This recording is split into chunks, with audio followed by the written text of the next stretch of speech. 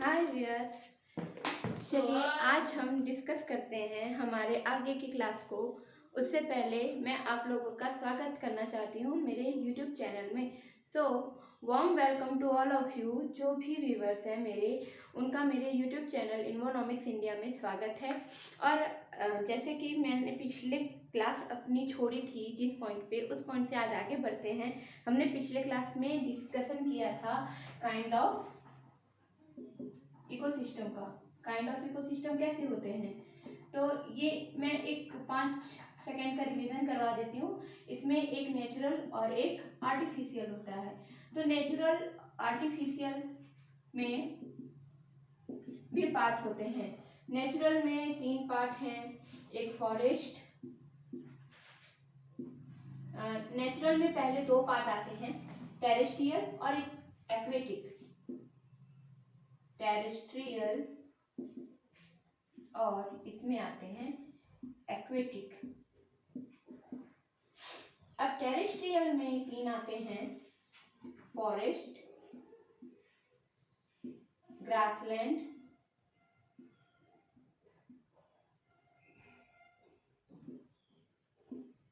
और desert. Aquatic में हमारे 3 आते हैं, फ्रेश वाटर, ब्रैकिश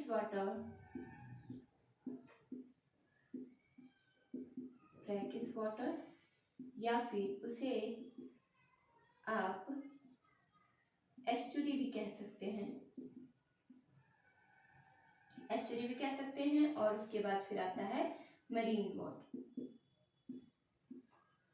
ये हमारे एक्वेटिक इकोसिस्टम में आते हैं। और टेरेस्ट्रियल का मैंने फॉरेस्ट, ग्रासलैंड और डेजर्ट बताया है। आर्टिफिशियल में भी बहुत सारे आते हैं जो हम लोगों को पढ़ना है। आप जिसको वेटलैंड कह सकते हैं, जो मैन मेड होता है। उसमें एक स्पेस क्राफ्ट का भी पोर्शन है जो हमें पढ़ना है। और उसके 2 और है जो हमने पिछले क्लास में डिस्कस किए हैं। तो ये मैंने आपको एक चार्ट बता दिया कि हमें अब पढ़ना क्या क्या है। तो हम आज स्टार्ट करेंगे नेचुरल इकोसिस्टम के, टेरेस्ट्रियल इकोसिस्टम के, फ्रेश वाटर इकोसिस्टम से। तो चलिए आज हम लोग फॉरेस्ट इकोसिस्टम से। तो आज हम लोग पढ़ते हैं नेचुरल का, टेरेस्ट्रियल का, फॉरेस्ट इकोसिस्टम। आप सभी जानते हैं कि फॉरेस्ट क्या होता है।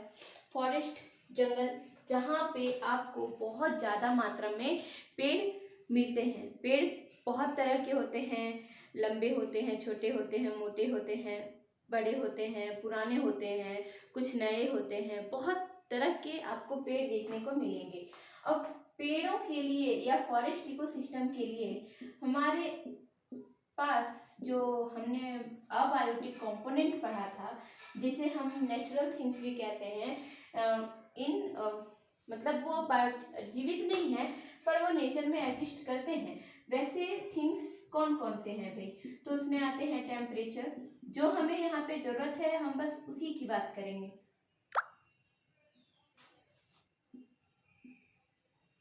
टेम्परेचर, फिर air pressure,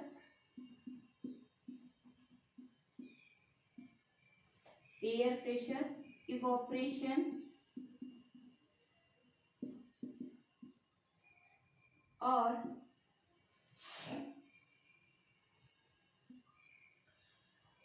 air pressure, evaporation और प्रिसिपिटेशन।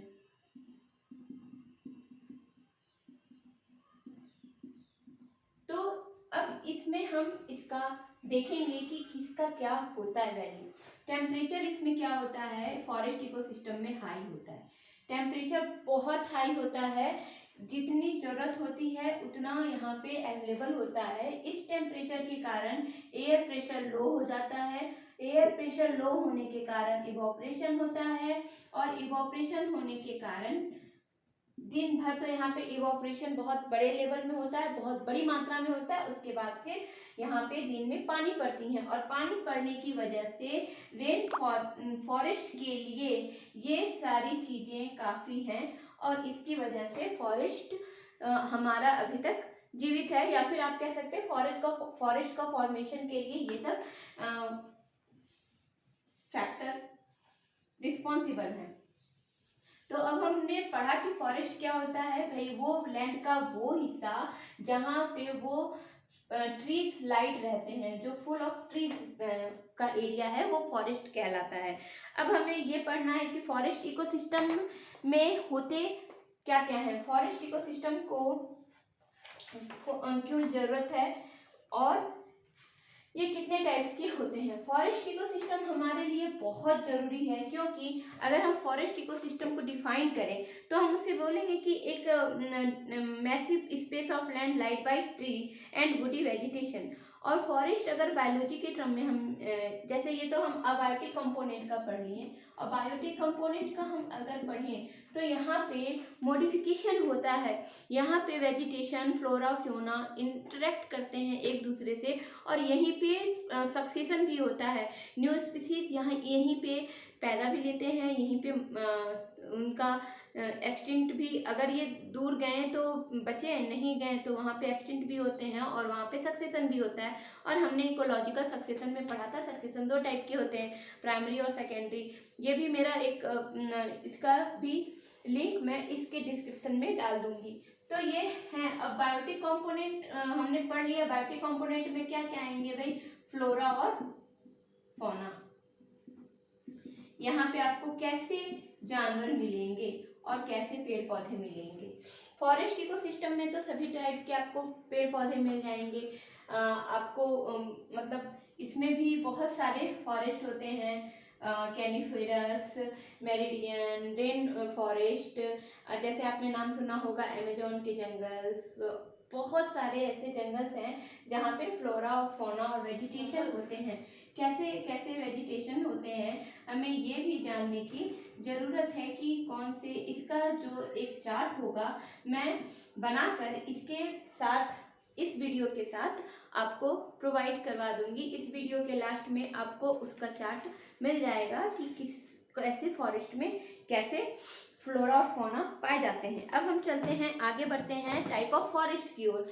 तो फॉरेस्ट कितने टाइप के होते हैं, मेनली फॉरेस्ट को 3 भाग में ही बांटा गया, वो 3 टाइप्स के ही होते हैं मेनली। और उसके बाद जो भी आते हैं वो एक्स्ट्रा होते हैं, अदर्स होते हैं, जो हम हमारे लिए बहुत इम्पोर्टेंट भी हैं। जैसे फॉरेस्ट को मेनली आप अगर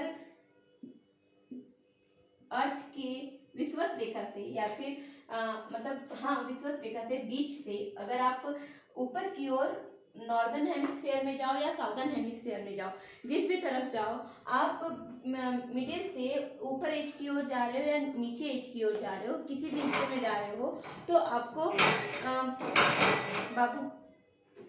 आपको ऐसे फॉरेस्ट मिलेंगे। और इसी टाइप से इसका बंटवारा किया गया है, उसे 3 हिस्सों में बांटा गया है। तो पहला हमारे पास है ट्रॉपिकल रेन फॉरेस्ट, फिर हमारे पास आता है टेम्परेट, क्योंकि ट्रॉपिकल इसलिए बोलते हैं वहाँ पे टेम्परेचर बहुत हाई रहती है, वहाँ पे बहुत ज़्यादा ही सारी चीज़ें एक्सटिंक्ट लेवल में रहती हैं, तो इसीलिए यहाँ पे रेन भी बहुत ज़्यादा मात्रा में होता है, इसलिए इसे ट्रॉपिकल रेन फॉरेस्ट कहते हैं। फिर हम आते हैं टेम्परेट फॉरेस्ट। टेम्परेट फॉरेस्ट में आपको चीज़ें कम, रेन बारिश थोड़ी कम होती हैं, लेकिन वेजिटेशन और फॉरेस्ट आपको उस जोन में भी पाए जाते हैं, जिसे टेम्परेट फॉरेस्ट कहते हैं। फिर आपका आता है तीसरा हमारा ट्रॉपिकल, तीसरा हमारा आता है टुंड्रा। टुंड्रा यानी कि जो आइस जोन में आपको पाए जाने वाले फॉरेस्ट होते हैं उसे टुंड्रा फॉरेस्ट कहते हैं। तो मेनली तो ये आपको मौसम नहीं, क्लाइमेट की वजह से जो बांटा गया है, मेनली ये distribution on the basis of climate हुआ है। हमारे क्लाइमेट के आधार पे इनको बांटा गया है।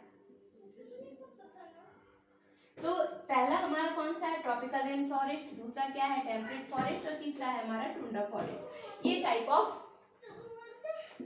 फॉरेस्ट है, टाइप ऑफ फॉरेस्ट है। तो मैंने बताया जैसे अगर मान लो कि ये अर्थ है हमारा, ये हमारा विषुवत रेखा है, इक्वेटर है। ड्राइंग पे मत जाइएगा, थोड़ा सा ऊपर नीचे हो सकता है ड्राइंग। मैं ज्योग्राफी की स्टूडेंट नहीं हूँ, इसलिए थोड़ा सा अप डाउन जा सकता है,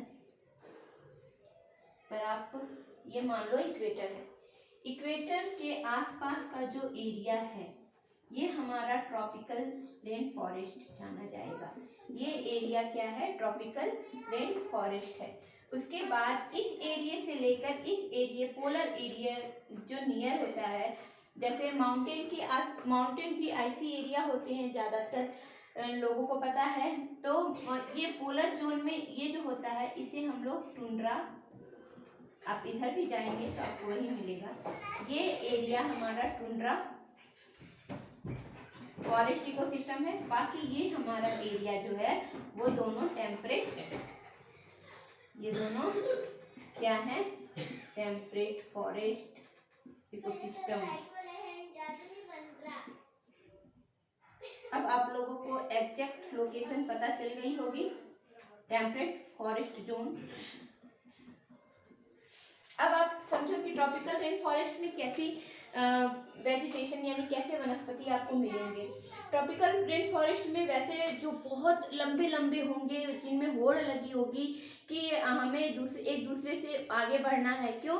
क्योंकि वहाँ पे एक तो बारिश बहुत ज़्यादा मात्रा में अवेलेबल है। लोग मतलब पेड़ पौधे में भी कंपटीशन होने लगती है कि किस लेवल पर हम जा कर के सर्वाइव कर सकते हैं। तो for survival, on the basis of survival, tropical rain forest में वेजिटेशन जो है वो बहुत लंबे लंबे आपको पेड़ मिलेंगे। उसके बाद टेम्परेट जोन में आओगे, टेम्परेट फॉरेस्ट में आओगे तो इसमें आपको किस टाइप के मिलेंगे? मैंने बताया बहुत बड़े बड़े लंबे लंबे उस टाइप के मिलेंगे। इसमें आपको मिलेंगे डिसिडियस यानी कि पतझड़ वाले डिसिडियस मिलेंगे, और इसमें आपको मिलेंगे मेडिटेरियन मैंग्रोव्स, इस टाइप के वेजिटेशन आपको इसमें मिलेंगे। इसमें आपको डिसिडियस और इसमें आपको डिसिडियस मिलेंगे और इसमें आपको कैनिफेरस मिलेंगे। कैनिफेरस आप लोगों को, डिसिडियस मतलब आप तो समझ रहे होंगे कि इंडिया हमारा डिसिडियस है क्योंकि वो टेम्परेट जोन में आता है। टेम्परेट जोन में आने की वजह से यहाँ पे पतझड़ वाले मौसम होते हैं, पत्ते पानी ज़्यादा ना उसमें खपत हो, क्योंकि पानी यहाँ से तो इसमें कमी होती है। तो इसमें कम होने की वजह से यहाँ पे लोग, यहाँ के जो पेड़ पौधे हैं वो अपने पत्ते गिरा देते हैं, और ताकि वो पानी कम एब्जॉर्ब कर सके और कम पानी में भी वो सर्वाइवल कर सके। तो यहाँ के वेजिटेशन आपको डिसिडियस वाले मिलेंगे। और कैनिफेरस कैसे होते हैं? कैनिफेरस यानी कि आपने ऐसे क्रिसमस ट्री देखा है, वो कैनिफेरस ट्री है।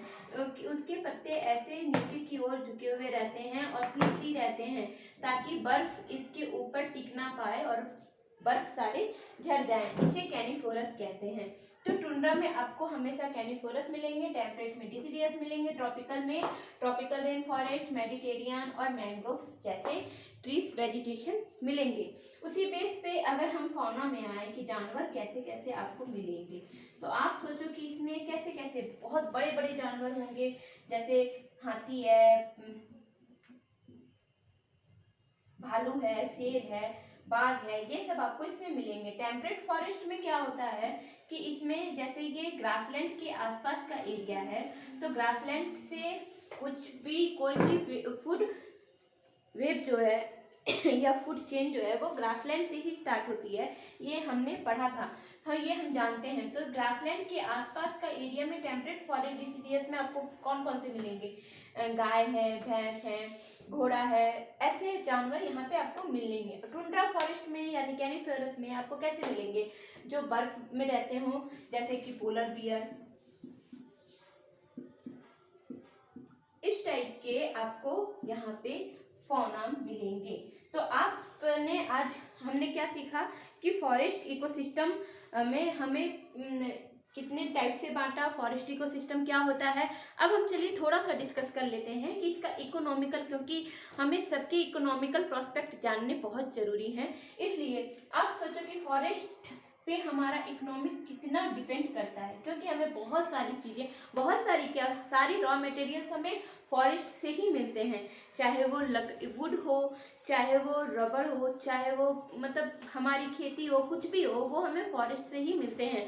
तो फॉरेस्ट का हमारी लाइफ में बहुत इंपॉर्टेंट है। और इकोनॉमिकल प्रोस्पेक्ट से देखा जाए तो ये अपना 100% हमें देता है, पर हम इसकी मिसयूज़ करने की वजह से, क्योंकि हम पेड़ तो काटे जा रहे हैं अंधाधुंध, जंगल में आग भी लग रही है, टेम्परेचर हाई हो रहा है, टेम्परेचर हाई होने की वजह से आग लग रही है। टेम्परेचर हाई किस वजह से हो रहा है भाई?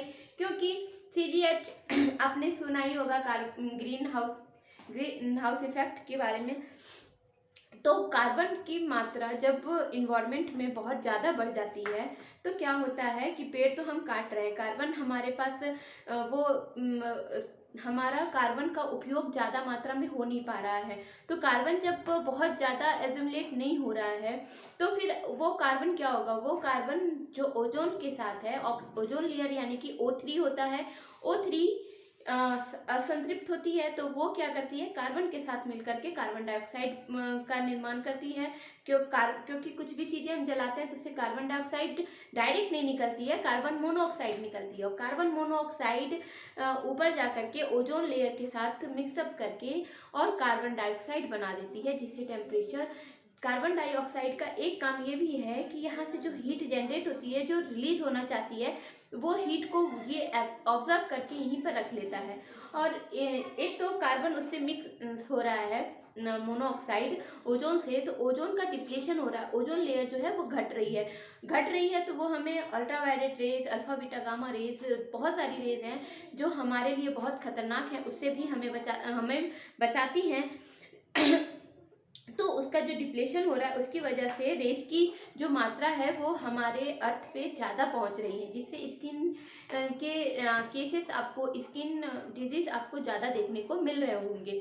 दूसरी बात क्या है कि कार्बन मोनोऑक्साइड की वजह से डिप्लेशन जो हो रहा है, टेम्परेचर हाई हो रहा है, तो हमारे ग्लेशियर पिघल रहे हैं, जिसकी वजह से पानी की मात्रा तो बढ़ जाएगी, लेकिन वो ग्लेशियर जो है वो हमारे लिए सोर्स है वाटर का, और वो पिघल के ख़त्म हो जाएगी। तो फिर हमारे पास, क्योंकि फ्रेश वाटर का सोर्स तो ग्लेशियर ही है, और वो मात्र हमारे पास 3% है। इतने बड़े अर्थ पे 3% केवल फ्रेश वाटर है, तो आप सोचो कि फ्रेश वाटर की कितनी कमी हो जाएगी। और कमी होने की वजह से यहाँ पे सर्वाइवल, क्योंकि अर्थ ही एक ऐसा प्लेनेट है जिसपे लाइफ एग्जिस्ट करती है, जिसपे लाइफ सर्वाइव करती है, तो इसके लिए, सर्वाइवल के लिए इन सब चीज़ों की मतलब फॉरेस्ट के कटने की वजह से ये सारी प्रॉब्लम्स जनरेट हो रही हैं। तो हमें जितना ज़्यादा हम फॉरेस्ट को काटते हैं, जंगलों को काटते हैं, उतना ज़्यादा हमें पेड़ लगाने भी चाहिए। जितनी पेड़ की संख्या ज़्यादा रहेगी, कार्बन डाइऑक्साइड उतना ज़्यादा कंज्यूम होगा, और कार्बन डाइऑक्साइड उतना ज़्यादा कंज्यूम होगा तो ऑक्सीजन उतना ज़्यादा जनरेट होगा, और उतना ज़्यादा ऑक्सीजन जनरेट होने की वजह से ओजोन लेयर भी अपने स्टेबल हो जाएगी, और हमारा कार्बन डाइऑक्साइड टेम्परेचर भी मेंटेन रहेगा, एयर प्रेशर भी मेंटेन रहेगा, और सारी चीज़ें हमारी मेंटेन रहेंगी। तो इसलिए अगर हो सके तो कम से कम एक पेड़ तो अपनी लाइफ में जरूर लगाएं। अगर हर इंसान एक पेड़ लगाता है अपनी लाइफ में, तो आप सोचो कि कितने सारे पेड़ हो जाएंगे। फैमिली पे नहीं डिपेंड करता है, ये इंसान पे डिपेंड करता है। अगर एक इंसान एक पेड़ लगाता है, एक इंसान के नाम का एक पेड़ हो, तो आप सोचो कि कितनी ज़्यादा संख्या में पेड़ होंगे और कितने ज़्यादा मात्रा में हमें इकोनॉमिक इन्वायरमेंट को कंजर्व करने की ओर हम सफल हो पाएंगे, हमारा प्रयास कितना ज़्यादा बढ़ जाएगा। तो इसी सब नोट पे हम आज की अपनी क्लास एंड करते हैं यहीं पे। कल हमारा जो क्लास होगा वो होगा टेरेस्ट्रियल इकोसिस्टम में ग्रासलैंड इकोसिस्टम के बारे में हम जानेंगे। उसके बाद हमारा डेजर्ट इकोसिस्टम के बारे में हम पढ़ेंगे। तो तब तक के लिए मेरे साथ बने रहें। मेरे चैनल को please like share and subscribe जरूर करें। Thank you for watching. Have a nice day. Bye.